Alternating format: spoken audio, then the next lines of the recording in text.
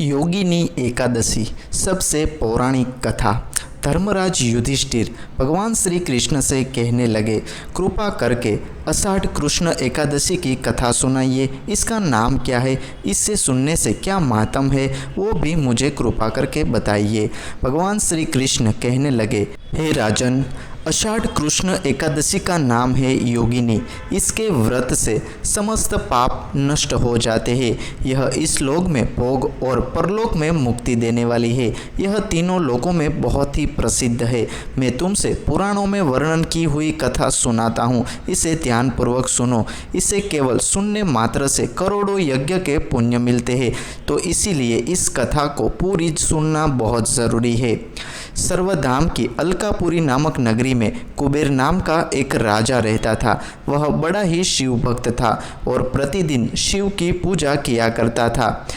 हेम नाम का एक माली पूजन के लिए उसके यहाँ फूल लाया करता था। हेम की विशाल लक्ष्मी नामक एक सुंदर स्त्री थी।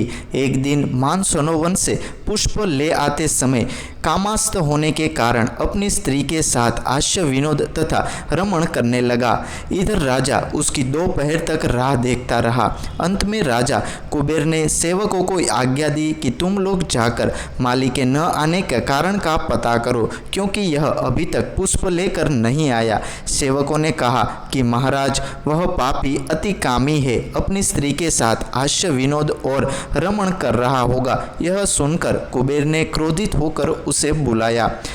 हेम माली राजा के भय से कांपता हुआ उपस्थित हुआ। राजा कुबेर ने क्रोध में आकर कहा, अरे पापी, नीच, कामी, तूने मेरे परम पूजनीय ईश्वरों के ईश्वर शिवजी महाराज का अनादर किया है। इसीलिए मैं तुझे श्राप देता हूँ कि तू स्त्री के वियोग से सहता रहेगा और मृत्यु लोक में जाकर कोढ़ी बनेगा। कुबेर के शाप से हेम मालिनी स्वर्ग से पतन हो गया और वह उसी क्षण पृथ्वी पर गिर गया। भूतल पर आते ही उसके शरीर में श्वेत कोढ़ हो गया। उसकी स्त्री भी उसी समय अंतर ध्यान हो गई। मृत्यु लोक में आकर माली ने महान दुख भोगे। भयानक जंगल में जाकर बिना अन्न और जल के भटकता रहा। रात्रि को निद्रा भी नहीं आती थी, परंतु शिव जी की पूजा के प्रभाव से उसको पिछले जन्म की स्मृति ज्ञान अवश्य हो रहा था। घूमते घूमते एक दिन वह मार्कंडेय ऋषि के आश्रम में जा पहुंचा, जो ब्रह्मा जी से अधिक वृद्ध थे और जिनका आश्रम ब्रह्मा की सभी के समान कहलाता था।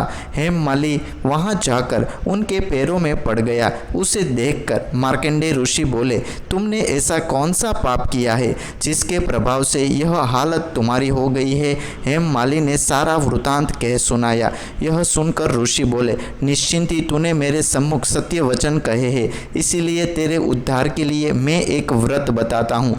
यदि तू आषाढ़ मास के कृष्ण पक्ष की योगिनी नामक एकादशी का विधि पूर्वक व्रत करेगा तो तेरे सारे पाप नष्ट हो जाएंगे। यह सुनकर हेम माली ने अत्यंत प्रसन्न होकर पूरा साष्टांग प्रणाम किया। मुनि ने उसे स्नेह के साथ उठाया। हेम माली ने मुनि ने कथा सुनाकर विधि पूर्वक योगिनी एकादशी का व्रत बताया। इस व्रत के प्रभाव से अपने पुराने स्वरूप में आकर वह अपनी स्त्री के साथ सुखपूर्वक रहने लगा। भगवान श्री कृष्ण ने कहा, हे राजन, यह योगिनी एकादशी का व्रत 88,000 ब्राह्मणों को भोजन कराने के बराबर फल देता है। इसके व्रत से समस्त पाप दूर हो जाते हैं और अंत में स्वर्ग की प्राप्ति होती है। तो दोस्तों, ये थी सबसे पौराणिक योगिनी एकादशी की कथा। इस वीडियो को शुरू से लेकर अंत तक पूरा देखने के लिए आप सभी का दिल से धन्यवाद। जय श्री गणेश।